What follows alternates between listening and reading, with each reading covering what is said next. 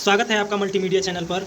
जैसा कि हम लोग जानते हैं कि हमने पिछले 3 वीडियो में पॉलिटिकल साइंस 104 पूरा कंप्लीट किया है और इस वीडियो में हम 105 का लगभग 200 क्वेश्चन अटेंड करेंगे और इसके अगले वीडियो में जब हम क्वेश्चन देखेंगे तो इसमें 105 पूरा कंप्लीट हो जाएगा। तो इसमें मैं ज़्यादा वीडियो बड़ा ना बने, इसलिए आधा आधा करके पार्ट 1 और पार्ट 2 में करके 105 को हम लोग कंप्लीट करेंगे।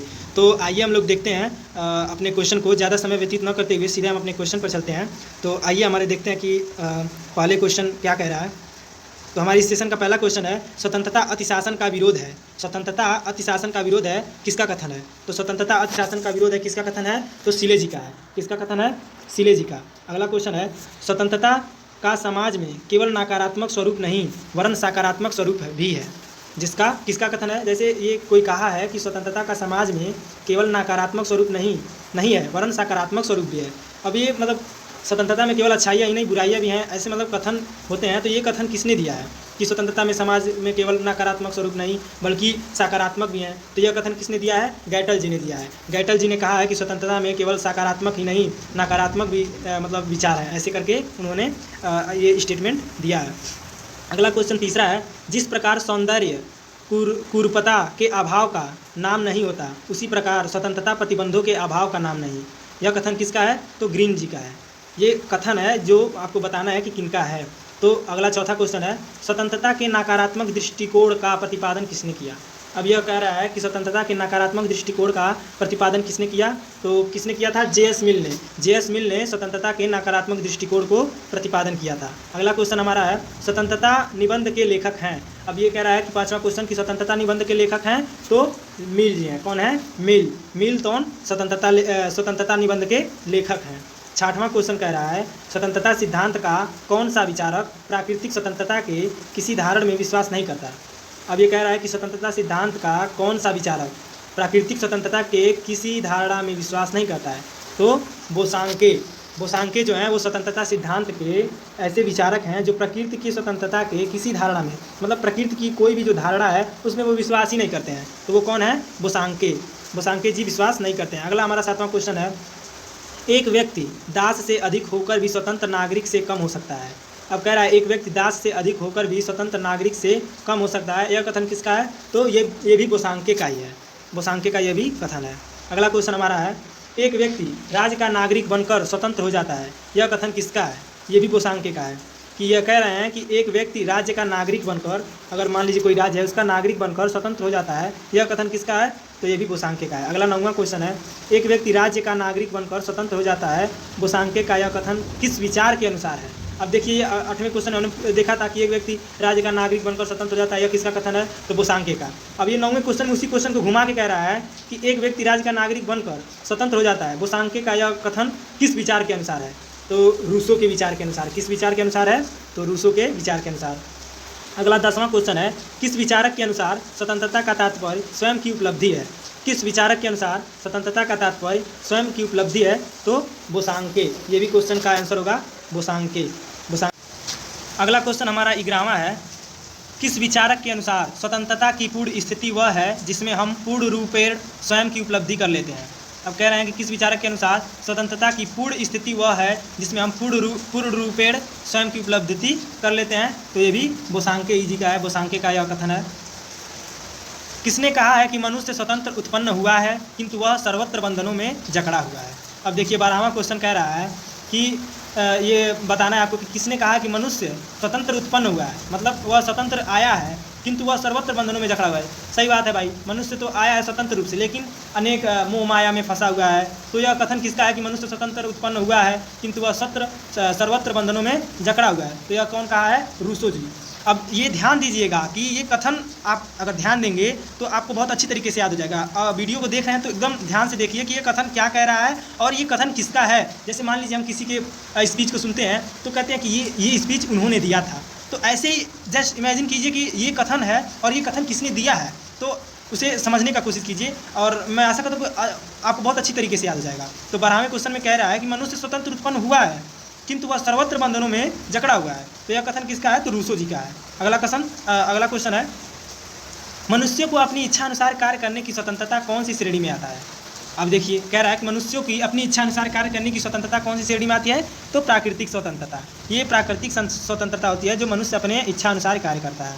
अगला क्वेश्चन है, संयुक्त राज्य अमेरिका की स्वाधीनता घोषणा में किस प्रकार की स्वतंत्रता का प्रतिपादन किया गया, तो किस प्रकार की स्वतंत्रता का प्रतिपादन किया गया, तो वो था प्राकृतिक स्वतंत्रता। क्या था? प्राकृतिक स्वतंत्रता। अगला क्वेश्चन हमारा 15वां है, जो स्वतंत्रता व्यक्ति समाज या राज्य का सदस्य होने के नाते प्राप्त करते हैं उसे स्वतंत्रता के किस श्रेणी में रखा जाता है, तो नागरिक स्वतंत्रता। किस श्रेणी में? नागरिक स्वतंत्रता की श्रेणी में रखा जाता है। अगला क्वेश्चन हमारा है, किस स्वतंत्रता का उद्देश्य प्रत्येक व्यक्ति को समान अवसर और अधिकार प्रदान करना होता है। कह रहा है कि 16वां क्वेश्चन, किस स्वतंत्रता का उद्देश्य प्रत्येक व्यक्ति को समान अवसर और अधिक प्रदान करना होता है, तो नागरिक स्वतंत्रता। ठीक है, नागरिक स्वतंत्रता। अगला क्वेश्चन है, राज्य के कार्यों में सक्रिय भाग लेने की शक्ति ही राजनीतिक स्वतंत्रता है। 17वां क्वेश्चन कह रहा है कि राज्य के कार्यों में सक्रिय भाग लेने की शक्ति ही राजनीतिक स्वतंत्रता है। यह किसका कथन है, तो यह कथन हमारा तो यह क्वेश्चन जो कह रहा था राज्य के कार्यों में सक्रिय भाग लेने की शक्ति ही राजनीतिक स्वतंत्रता है, यह किसका कथन है, तो यह कथन हम जानते हैं कि लास्की जी का है। लास्की जी का यह कथन है कि राज्य के कार्यों में सक्रिय भाग लेने की शक्ति राजनीतिक स्वतंत्रता है, यह लास्की जी का कथन है। अगला क्वेश्चन हमारा 18वां है, कौन सा विचारक राजनीतिक स्वतंत्रता का अर्थ संवैधानिक स्वतंत्रता के अर्थ में लेता है। अब ये बताना है आपको कि कौन सा विचारक जो थे वो राजनीतिक स्वतंत्रता को संवैधानिक स्वतंत्रता के रूप में लेते थे, तो वो थे हमारे ली कांग जी जो थे वो राजनीतिक स्वतंत्रता को संवैधानिक स्वतंत्रता के अर्थ में लेते थे। अगला क्वेश्चन हमारा है, अपने राज्य के कार्यों में स्वतंत्रता पूर्वक सक्रिय भाग लेने की स्वतंत्रता किस श्रेणी की स्वतंत्रता में आती है। राजनीतिक स्वतंत्रता, अपने राज्य के कार्यों में स्वतंत्रता पूर्वक सक्रिय भाग लेने की स्वतंत्रता किस श्रेणी में आती है, तो ये राजनीतिक स्वतंत्रता में आती है। सही बात है भाई, जो राजनीतिक स्वतंत्रता होती है उसमें सक्रिय पूर्ण लोग भाग लेते हैं। अगला क्वेश्चन हमारा 20वां है, निम्न में से किस विचारक ने नैतिक स्वतंत्रता पर बल दिया। निम्न में से किस विचारक ने नैतिक स्वतंत्रता पर बल दिया, तो अरस्तु जी ने ये निम्न नैतिक स्वतंत्रता पर बल दिया, और प्लेटो, दोनों लोगों ने ये नैतिक स्वतंत्रता पर बल दिया। अगला हमारा 21वां क्वेश्चन है, किसने कहा मुझे स्वादिष्ट भोजन करने का अधिकार नहीं है यदि मेरे पड़ोसी को मेरे इस अधिकार के कारण सूखी रोटी से वंचित रहना पड़े। अब ये देखिए बहुत लंबा स्टेटमेंट इन्होंने दिया है। स्टेटमेंट को समझिए कि यह स्टेटमेंट का भाव क्या कह रहा है, और वो भाव जो है वो अर्थ जो है उसका वो किसने दिया है, बस यही आपको याद रखना है। और आप ध्यान से अगर वीडियो को देखेंगे तो मैं पक्का गारंटी कह रहा हूँ कि आप लोग अच्छे से क्वेश्चन करके आएंगे। मुझे स्वादिष्ट भोजन करने का अधिकार नहीं है यदि मेरे पड़ोसी को मेरे इस अधिकार के कारण सूखी रोटी से वंचित रहना पड़े, तो ये लास्की जी ने कहा है। किसने कहा है? लास्की जी ने।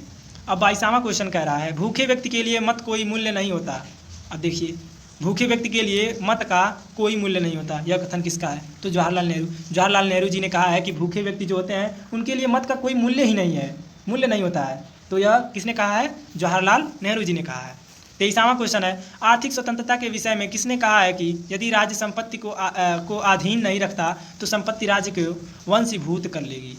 अब देखिए कह रहा है कि आर्थिक स्वतंत्रता के विषय में किसने कहा है कि यदि राज्य संपत्ति के अधीन नहीं रखता तो संपत्ति राज्य को वंशीभूत कर लेती। यह किन्होंने कहा है? तो लास्की जी ने कहा है। किसने कहा है? लास्की जी ने।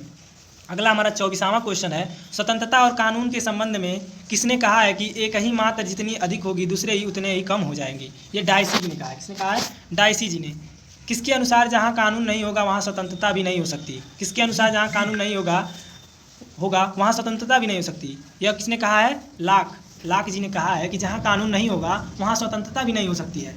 तो इनकी भी बात कहना सत्य है कि अगर जहाँ पे कानून नहीं होगा वहाँ स्वतंत्रताएं भी उतनी अच्छी तरीके से नहीं हो पाएंगी। मान लीजिए अगर कोई नियम कानून ना हो, कोई मार दे, कोई पीट दे, किसी का रेप हो जाए, किसी का कुछ भी हो सकता है, तो मान लीजिए वहाँ स्वतंत्रता भंग हो रही है। तो वहीं पर अगर कानून लगाए जाए कि महिलाओं को ये नहीं करना है, उनका सम्मान करना है, तो वहाँ महिलाएं स्वतंत्रतापूर्वक जी सकती हैं। तो यही कहे हैं लाक जी ने कि जहाँ पे कानून नहीं होगा वहाँ स्वतंत्रता भी नहीं हो सकती। तो इनकी बातों में जहाँ तक हमें पता है कि बहुत अच्छी सच्चाइयाँ हैं। तो अगला क्वेश्चन हमारा 26वां है, किसने कहा है कि मुख्यतः स्वतंत्रता की रक्षा और हनन कानून के स्वभाव और इसके द्वारा दिए गए दंड की मात्रा पर निर्भर करती है। तो ये किसने कहा था? मॉन्टेस्क्यू जी ने कहा था।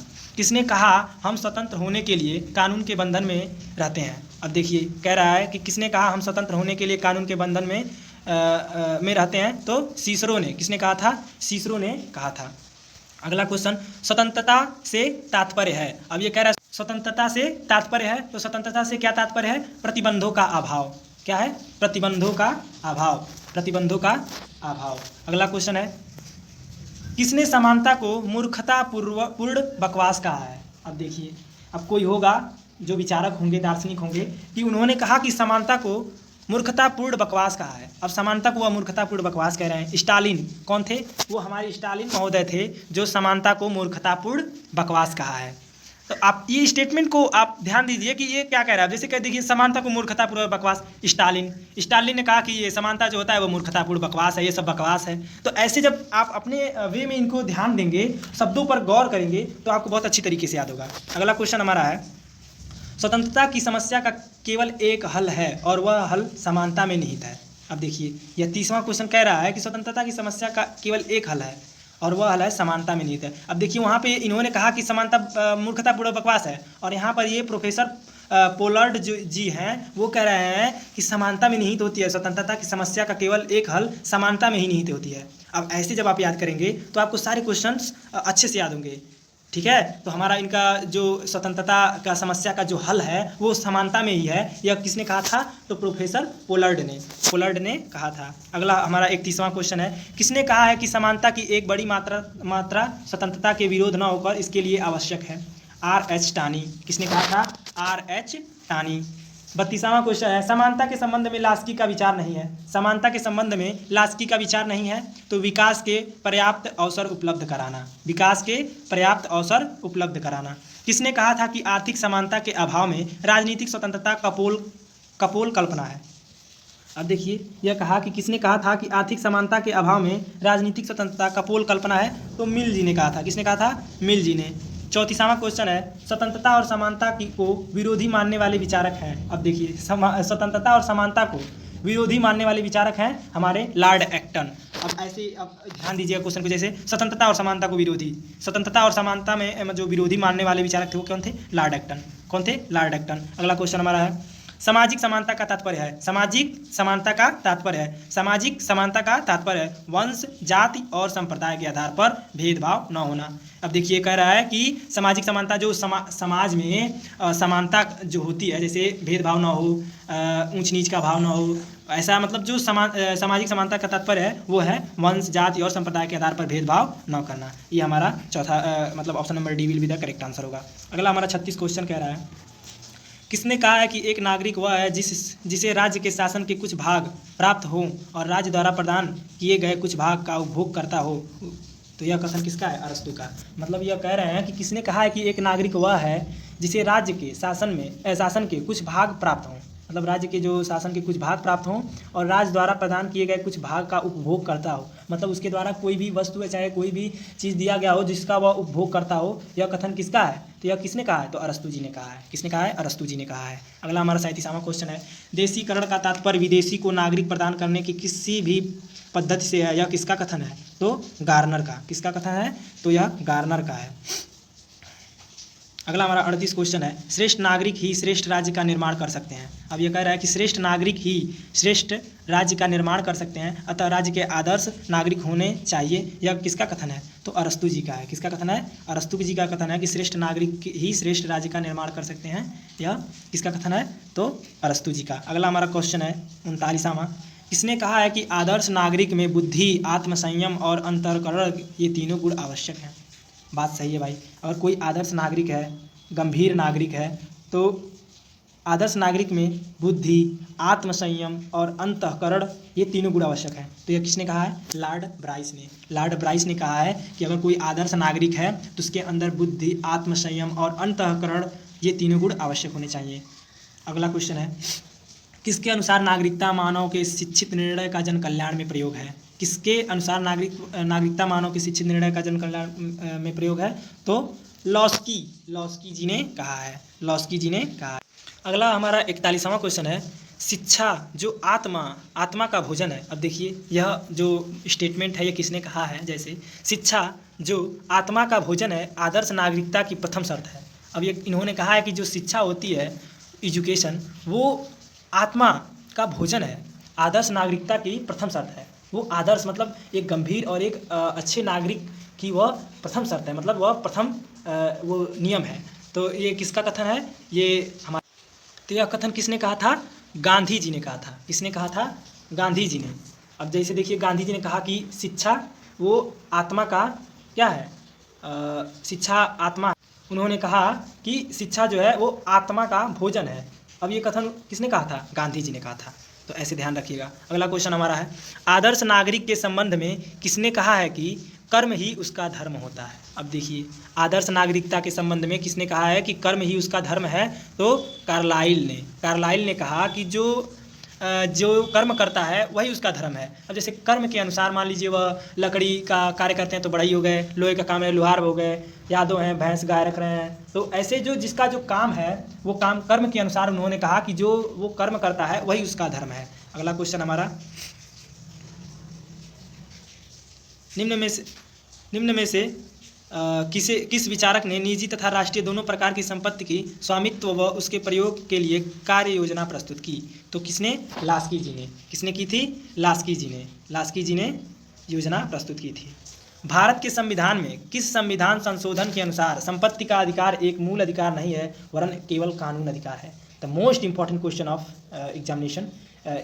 ये बहुत इंपॉर्टेंट क्वेश्चन है और हमको लगता है यह कंपटीशन लेवल के लिए भी इंपॉर्टेंट क्वेश्चन है, क्योंकि जो हमारा संपत्ति का अधिकार है वह कानून का अधिकार बना दिया गया है किस संविधान संशोधन के अनुसार? यह क्वेश्चन यही कह रहा है। तो हमारे अनुच्छेद 88 के अनुसार जो संपत्ति का अधिकार है वह मूल अधिकार नहीं है वरन एक केवल कानून अधिकार है। अगला हमारा क्वेश्चन 45वां है, संपत्ति की पहली सटीक व्याख्या का श्रेय किस विचारक को जाता है? अब बताइए, संपत्ति की पहली सटीक व्याख्या का श्रेय किस विचारक को जाता है? तो हमारे लाक महोदय जी के।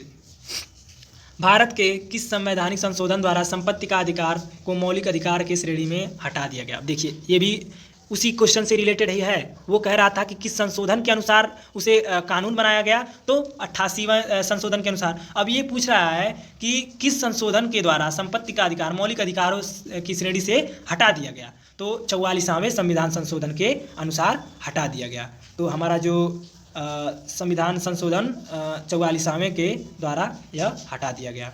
अगला हमारा 47वां क्वेश्चन है, निम्न में संपत्ति का तत्व है उत्तराधिकारी, वैधानिक की मान्यता, हस्तांतरणीय, यह सभी हमारे क्या हैं? संपत्ति का तत्व हैं। अगला क्वेश्चन हमारा है, संपत्ति मेहनत का पुरस्कार है, इसका कथन है। अब बताइए, संपत्ति मेहनत का पुरस्कार है, यह ग्रीन जी भी ने कहा है, मैकाइवर भी ने कहा है, लास्की जी ने कहा है। तो यह तीनों लोगों का कथन है, मैकाइवर, लास्की, ग्रीन। तो उपरोक्त सभी हमारे राइट क्वेश्चन होंगे। निम्न में किन विचारकों ने अभिव्यक्ति की स्वतंत्रता का महत्व दिया? मिल्टन मिलने। निम्न में किसने कहा है कि धनवान तथा निर्धन में विभाजित समाज रेत के नींव पर टिका है? तो लास्की जी ने कहा है। किसने कहा है? हमारा 51 क्वेश्चन है, किसने कहा है कि व्यक्ति का सर्वोच्च कर्तव्य अपनी अंतरात्मा के प्रति होती है? किसने कहा है कि व्यक्ति का सर्वोच्च कर्तव्य अपनी अंतरात्मा के प्रति होती है? तो गांधी जी ने कहा कि व्यक्ति का सर्वोच्च कर्तव्य अपनी आत्मा के प्रति। अगला क्वेश्चन हमारा है 52, राजनीतिक दायित्व के सिद्धांत पुस्तक के लेखक हैं। राजनीतिक दायित्व के सिद्धांत पुस्तक के लेखक हैं टी.एच. ग्रीन। कौन है? टी.एच. ग्रीन राजनीतिक दायित्व के सिद्धांत पुस्तक के लेखक हैं। अगला हमारा क्वेश्चन 53 है, किसने कहा नागरिकता व्यक्ति के विवेकपूर्ण निर्णय का जन कल्याण में प्रयोग है? किसने कहा कि नागरिकता व्यक्ति के विवेकपूर्ण निर्णय का जन कल्याण में प्रयोग है? ये लास्की। अभी हमने ये क्वेश्चन पढ़ा था पीछे और यही क्वेश्चन रिपीट किया है कि विवेकपूर्ण निर्णय का जन कल्याण में प्रयोग है लास्की। तो शायद वहाँ लॉस्की करके था, तो लॉस्की नहीं होगा, लास्की ही होगा। अगला क्वेश्चन हमारा है 54, अधिकारों के संबंध में कौन सा सिद्धांत सबसे प्राचीन है? तो अधिकारों के संबंध में कौन सा सिद्धांत सबसे प्राचीन है? तो अधिकारों के संबंध में हमारा अधिकारों का प्रकृति जो सिद्धांत होता है यह सबसे प्राचीन सिद्धांत है। तो हमारा अधिकारों के प्रकृति सिद्धांत में ये अधिकारों का प्रकृति सिद्धांत सबसे प्राचीन सिद्धांत है। अगला हमारा क्वेश्चन 55 है, सामाजिक अधिकार के सिद्धांत के समर्थक हैं। सामाजिक अधिकार के सिद्धांत के समर्थक हैं तो कौन है? हाक्स, लाक और रूसो। ये आप याद रखिएगा कि सामाजिक अधिकार के सिद्धांत के समर्थक हैं हाब्स, लाक और रूसो। अगला क्वेश्चन हमारा 56 कह रहा है, किसने कहा है कि समान स्वाधीनता का अधिकार सभी व्यक्तियों के मौलिक अधिकार है? किसने कहा है कि समान स्वाधीनता का अधिकार सभी व्यक्तियों के मौलिक अधिकार हैं? तो बेंथम ने। किसने कहा है? बेंथम ने। अगला हमारा 57 क्वेश्चन है, अधिकारों का निश्चय हितों के संतुलन से होता है। किसका कथन है? तो प्रोफेसर चफी का यह कथन है कि अधिकारों का निश्चय हितों के संतुलन से होता है। 58 क्वेश्चन कह रहा है, निम्न में से किस सिद्धांत के अनुसार व्यक्ति कुछ अधिकार नहीं वरन प्रकृति शक्तियाँ लेकर जन्म लेता है? अब देखिए, कह रहा है कि किसने कहा है कि व्यक्ति कुछ अधिकार ही नहीं, मतलब अधिकार ही लेकर ही नहीं बल्कि प्रकृति शक्तियों को लेकर भी जन्म लेता है। सच बात है भाई, हर एक आदमी के अंदर कोई ना कोई नेचुरल पावर होता है जो उसके अंदर होती है। तो यह किसने कहा था? आदर्शवादी सिद्धांत। अगला हमारा क्वेश्चन है, किसने कहा कि समाज एवं राज्य नैतिक जीवन के मार्ग की बाधाओं को बाधित करते व्यक्ति के जीवन में नैतिक बना सकते हैं? किसने कहा था? तो ग्रीन ने। किसने कहा? ग्रीन ने। अगला हमारा क्वेश्चन 60 नंबर कह रहा है, किस विचारक ने अधिकार को कर्तव्य का पूरक बताया? अब बताइए, 60वां क्वेश्चन कह रहा है कि किस विचारक ने अधिकार को कर्तव्य का पूरक बताया है? पूरक मतलब समझ रहे हैं आप, जैसे उसके बिना उसका काम नहीं चले। जैसे गाड़ी है और गाड़ी के मतलब गाड़ी है, पेट्रोल के बिना वो नहीं चलेगी, तो वह क्या है? गाड़ी पेट्रोल की पूरक है। तो ऐसे ही किसी विचारक ने अधिकार को कर्तव्य का, जो अधिकार है वो कर्तव्य का पूरक बताया। तो ये कौन ने कहा था? ये ग्रे ने। ग्रे नामक जो एक विचारक थे, वही कहा कि जो कर्तव्य है वो अधिकार के पूरक हैं, या अधिकार जो है वो कर्तव्य का पूरक है। ये दोनों आपस में एक दूसरे के पूरक होते हैं। जैसे गाड़ी बिना पेट्रोल नहीं चलेगी, पेट्रोल बिना गाड़ी नहीं चलेगी, और गाड़ी बिना पेट्रोल का कोई मतलब कार्य नहीं होगा। तो अगला क्वेश्चन हमारा 61 कह रहा है, अधिकारों का महत्व केवल मात्र कर्तव्यों के संसार में ही है। किसका कथन है? तो अधिकारों का महत्व केवल मात्र कर्तव्यों के संसार में ही है। किसका कथन है? वाइल्ड का। किसका है? वाइल्ड का कथन है। किसने कहा कर्तव्य पालन कीजिए, अधिकार स्वतः ही आपको मिल जाएगा? अब किसने कहा कि कर्तव्य का पालन कीजिए, अपने कर्तव्य का पालन कीजिए, अधिकार स्वतः ही आपको मिल जाएगा? तो महात्मा गांधी जी ने कहा कि आप अगर कर्तव्य करते हैं तो आपको अधिकार वैसे ही मिल जाएंगे। 63 हमारा क्वेश्चन कह रहा है, किसने कहा कि स्वतंत्रता किसी अन्य साध्य की प्राप्ति का साधना नहीं वरन यह सर्वोच्च साध्य है? किसने कहा था? राधा कृष्णन। डॉक्टर सर्वपल्ली राधाकृष्णन आप लोग जानते ही हैं। इनका 5 सितंबर को टीचर डे के रूप में मनाया जाता है, इनके जन्म दिवस को। तो इनको आप लोग परिचित इनसे होंगे ही। ये कहे थे कि स्वतंत्रता किसी अन्य साध्य की प्राप्ति का साधन नहीं वरन यह सर्वोच्च साध्य है। ठीक है, तो किसने कहा था? तो राधा कृष्णन ने कहा था। अगला हमारा 64वां क्वेश्चन है, लिबर्टी इंग्लिश शब्द है, तो लिबर्टी बोले तो स्वतंत्रता ये लीबर शब्द से बनाया, लिबर्टी। ठीक है, तो लीबर शब्द से निकला है। सही बात है भाई, लिबर्टी जो है वो लीबर शब्द से निकला है। यह लीबर शब्द किस भाषा का शब्द है? अब देखिए, बताना है आपको कि जो लीबर शब्द है ये यूनानी है या आंग्ल है या ग्रीक है। तो हम जैसा कि जानते हैं वह लैटिन भाषा है। अधिकतम जो भाषाएं होती हैं वो लैटिन ही होती हैं, क्योंकि हमें नहीं लगता है, लगभग जहाँ तक हम लोग मतलब देखते हैं ये लैटिन है, तो अधिकांश जो है लैटिन ही होते हैं। तो हमारा ये लिबर भी मतलब जो शब्द है जिससे लिबर्टी बनी हुई है, ये भी कहाँ से लिया गया है? तो ये लैटिन शब्द की ही भाषा है। ठीक है, अब अगला 65 क्वेश्चन कह रहा है, लीबर शब्द का अर्थ बताइए। बात सही है भाई, लीबर शब्द का क्या अर्थ होता है? बंधनों का अभाव। क्या होता है? बंधनों का अभाव। बंधनों से जो अभाव, मतलब लीबर शब्द का यह अर्थ होता है। अगला हमारा 66 क्वेश्चन कह रहा है, किस विचारक के अनुसार व्यक्ति को अपनी इच्छा अनुसार जीवन व्यतीत करने की छूट ही स्वतंत्रता है? अब देखिए, अब ये बताना है आपको कि वह कौन विचारक थे जो ये कहते हैं कि व्यक्ति को अपनी इच्छा अनुसार जीवन व्यतीत करने की छूट ही स्वतंत्रता है। जैसे सब लोग जैसे बहुत से विचारक थे, दार्शनिक थे, जो लोग स्वतंत्रता के बारे में बताए, स्वतंत्रता ये होता है, स्वतंत्रता वो होता है, स्वतंत्रता ऐसे होती है, स्वतंत्रता वैसे होती है। तो ऐसे मतलब सब लोग अपने अपने विचार दिए। उसी तरह मान लीजिए ये मिल जी जो थे, हमारे जो विचारक थे मिल जी ने कहा कि व्यक्ति को अपनी इच्छा अनुसार जीवन व्यतीत करने को ही हम क्या कहते हैं, स्वतंत्रता कहते हैं। जो अपना जीवन मतलब किसी के दूसरे की इच्छा में, नियम कानून में न जिए, अपने इच्छा अनुसार जीवन व्यतीत करे, इस छूट को ही हम क्या कहते हैं, स्वतंत्रता कहते हैं।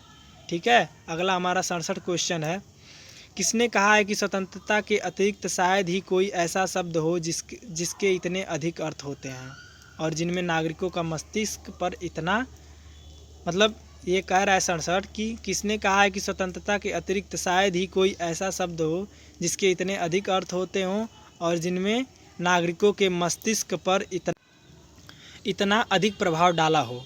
तो किसने कहा है, मॉन्टेस्क्यू ने। मॉन्टेस्क्यू जी ने कहा कि शायद ही ऐसा कोई शब्द होगा जो इतना मतलब किसी व्यक्ति के मस्तिष्क पर प्रभाव डालता हो। तो वो किसने कहा था, मॉन्टेस्क्यू जी ने ही कहा था।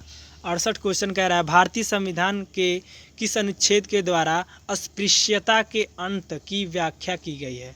अस्पृश्यता के अंत की व्याख्या की गई है तो किस संविधान के अनुच्छेद द्वारा, तो 17 संविधान के अनुच्छेद द्वारा अस्पृश्यता के अंत की व्याख्या की गई है। अगला हमारा 69 क्वेश्चन कह रहा है, राज्य के कानून द्वारा दंड या सुविधा प्रदान करने में व्यक्ति में कोई भेद न किया जाना किसी समानता के अंतर्गत आता है। किस समानता के अंतर्गत आता है, तो नागरिक समानता के अंतर्गत आता है, नागरिक समानता। उदारवादी विचारधारा का विकास हुआ 16वीं 17वीं शताब्दी में। उदारवादी विचारधारा का विकास हुआ 16वीं और 17वीं शताब्दी में। अगला हमारा 71 क्वेश्चन है, किस सिद्धांत के अनुसार मनुष्य को निजी व्यवसाय द्वारा व्यक्तिगत संपत्ति के अर्जन और एकत्र करने का अधिकार होता है, तो उदारवादी सिद्धांत। किस सिद्धांत के अनुसार, तो उदारवादी सिद्धांत। अगला हमारा 72 क्वेश्चन कह रहा है, निम्न में से कौन सा विचारक निजी संपत्ति की अवधारणा को स्वीकार करते हुए इस अधिकार पर समाज के हित में सीमाएं भी लगाता है। जे.एस. मिल ने बताया कि निजी संपत्ति की अवधारणा को स्वीकार करते हुए इस अधिकार पर समाज के हितों में सीमाएं भी लगाता है। अगला हमारा 73 क्वेश्चन कह रहा है, किस विचारक के अनुसार मनुष्य उस सीमा तक संपत्ति का स्वामी बन सकता है जहां तक यह स्वामित्व उसे उत्कृष्टता की ओर ले जा सकते। वहीं तक मतलब मनुष्य उस सीमा तक संपत्ति का स्वामी बन सकता है जहां तक यह स्वामित्व उसे उत्कृष्टता की ओर ले जाता है। इसका आंसर होगा आपका लास्की जी ने कहा है। किसने कहा है, तो लास्की जी ने। भारतीय संविधान में संपत्ति संबंधी अधिकारों को किस अनुच्छेद में रखा गया। अब देखिए, ये जो संपत्ति का अधिकार है, इस क्वेश्चन से आपने 3 क्वेश्चन अभी तक पढ़ चुके हैं, तो आपको पता होगा कि यह कितना इंपॉर्टेंट क्वेश्चन है। तो भारतीय संविधान में संपत्ति संबंधी अधिकार को किस अनुच्छेद में रखा गया है, तो अनुच्छेद 19 के च, ख और 31 में रखा गया है। ठीक है। अगला हमारा क्वेश्चन है 75वां, संगठन की मानव जीवन की उन्नति का मूल मंत्र है, यह स्वतंत्रता के किस अधिकार के अंतर्गत आता है, तो समुदाय निर्माण के स्वतंत्रता के अधिकार के अंतर्गत आता है। अगला हमारा 76 क्वेश्चन है, अपने विवेक और अपनी आत्मा के आदेशानुसार बिना किसी अनुचित लोभ लालच का कार्य किस स्वतंत्रता के अंतर्गत आता है। मतलब अपना भला न चाह करके अपना लालच और किसी मतलब स्वतंत्रता के अंतर्गत न आकर के क्या कहलाता है, ऐसी स्वतंत्रता नैतिक स्वतंत्रता कहलाती है। अपना भलाई न सोच के दूसरों का भलाई सोचे, लोभ और लालच न हो। ठीक है, तो यह किसके अंतर्गत आता है, तो नैतिक स्वतंत्रता के अंतर्गत आता है। 77 क्वेश्चन कह रहा है, निम्न में से अधिकार के किस सिद्धांत के अनुसार अधिकार जन्मजात, निरपेक्ष एवं स्वयं सिद्ध हैं, तो प्राकृतिक सिद्धांत। किसमें, प्राकृतिक सिद्धांत। निम्न में किस सिद्धांत के अनुसार अधिकार व्यक्ति को प्रकृति की देन होने का कारण निरपेक्ष है, प्राकृतिक सिद्धांत। निम्न में से किस सिद्धांत के अनुसार अधिक व्यक्ति को प्राकृतिक देन होने का कारण निरपेक्ष है, तो प्राकृतिक सिद्धांत। अगला हमारा 69वां क्वेश्चन है, 79वां क्वेश्चन, निम्न में अधिकार के किस सिद्धांत के अनुसार राज्य एक कृत्रिम संस्था है? तो वैधानिक सिद्धांत। क्या होगा? वैधानिक सिद्धांत। अगला हमारा क्वेश्चन 80 है, निम्न में अधिकार का कौन सा सिद्धांत प्राकृतिक या स्वाभाविक नहीं वरन कृत्रिम है? निम्न में अधिकार का कौन सा सिद्धांत प्राकृतिक या स्वाभाविक नहीं वरन कृत्रिम है, मतलब बनाया गया है? तो ऑप्शन नंबर ए, वैज्ञानिक सिद्धांत। वैज्ञानिक सिद्धांत जो भी होते हैं वो सारे कृत्रिम ही होते हैं। अब ऐतिहासिक सिद्धांत तो पहले को कहे, प्राकृतिक सिद्धांत ये भी कृत्रिम नहीं है। तो वैधानिक सिद्धांत जो है वो हमारे क्या है? कृत्रिम सिद्धांत है। 81वां क्वेश्चन कह रहा है, निम्नलिखित में से कौन सा आत्मरक्षा का अधिकार को व्यक्ति का प्राकृतिक अधिकार माना है? हॉब्स। निम्नलिखित में कौन आत्मरक्षा को अधिकार को व्यक्ति का प्राकृतिक अधिकार माना है? वो हॉब्स जी हैं। अगला हमारा 82वां क्वेश्चन है, नकारात्मक स्वतंत्रता की अवधारणा निम्नलिखित में से किस एक पर बल देती है? स्वायंतता। किस पर? स्वायंतता पर बल देती है। ठीक है। अगला हमारा क्वेश्चन है, ईश्वर ने हमें जब जीवन दिया उसी समय हमें स्वतंत्रता भी दी, यह किसने कहा? अब देखिए, यह कहे कि ईश्वर ने हमें जब जन्म दिया उसी समय हमें स्वतंत्रता भी दी है, यह कथन किसका है? तो जेफरसन ने। अब देखिए, याद रखिएगा कि यह जो जन्म दिया, ईश्वर ने हमें जन्म दिया तो हमें तभी स्वतंत्रता दे दिया, यह कथन किसका है? तो जेफरसन का है। अगला हमारा 84वां क्वेश्चन है, लॉक के अनुसार निम्न में से कौन सा प्राकृतिक अधिकार नहीं है? अब देखिए, प्राकृतिक अधिकार नहीं है, जीवन प्राकृतिक ही है, स्वतंत्रता प्राकृतिक है, संपत्ति प्राकृतिक है, तो प्राकृतिक अधिकार ही प्राकृतिक अधिकार नहीं है। ठीक है। क्वेश्चन में जो पूछ ही रहा है कि प्राकृतिक अधिकार नहीं है तो वही प्राकृतिक ही अधिकार नहीं है। ठीक है। अगला क्वेश्चन 85, निम्नलिखित में कौन एक समानता का प्रकार नहीं है? समानता का प्रकार नहीं है तो कौन है? नैतिक समानता। नैतिक समानता जो है वो समानता का प्रकार नहीं है। बाकी सारे प्राकृतिक समानता, राजनीतिक समानता, सामाजिक समानता ये सारे हैं, बट नैतिक समानता नहीं है। अगला हमारा 86वां क्वेश्चन है, निम्न में कौन सा एक अधिकारों का प्राचीनतम सिद्धांत है? प्राचीनतम सिद्धांत कौन सा है? तो निम्नलिखित में से प्राकृतिक सिद्धांत सबसे प्राचीनतम सिद्धांत है। जीवन का अधिकार है, एक नैतिक अधिकार, कानूनी अधिकार, आर्थिक अधिकार, तो जीवन का एक अधिकार है क्या? प्राकृतिक अधिकार। ठीक है। अगला क्वेश्चन हमारा है, संपत्ति से प्राप्त होती है आनंद, सुरक्षा, मनोबल, उपरोक्त सभी। भाई संपत्ति रहेगा तो आपके पास बल भी रहेगा, मनोबल भी रहेगा, सुरक्षा भी रहेगी और आपको मज़ा, आनंद भी आएगा, तो हमारा उपरोक्त सभी सही होगा। यह किसका कथन है कि कानून केवल आज्ञा ही नहीं वह आग्रह भी है?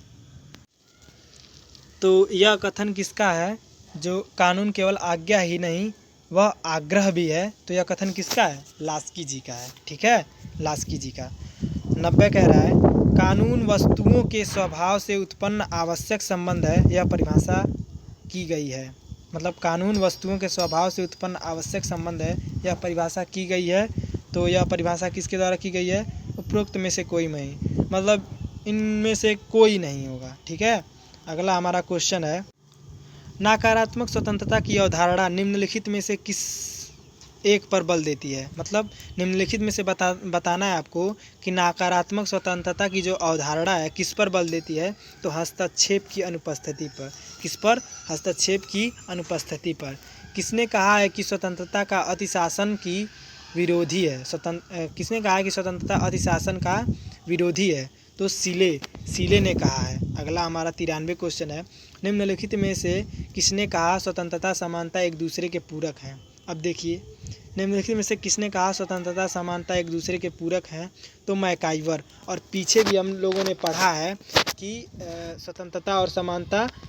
तो 92 क्वेश्चन कह रहा है, किसने कहा है कि स्वतंत्रता अतिशासन की विरोधी है? तो सीले ने। किसने कहा है? सीले ने। और 93 क्वेश्चन कह रहा है, निम्नलिखित में से किसने कहा है कि स्वतंत्रता समानता एक दूसरे के पूरक हैं?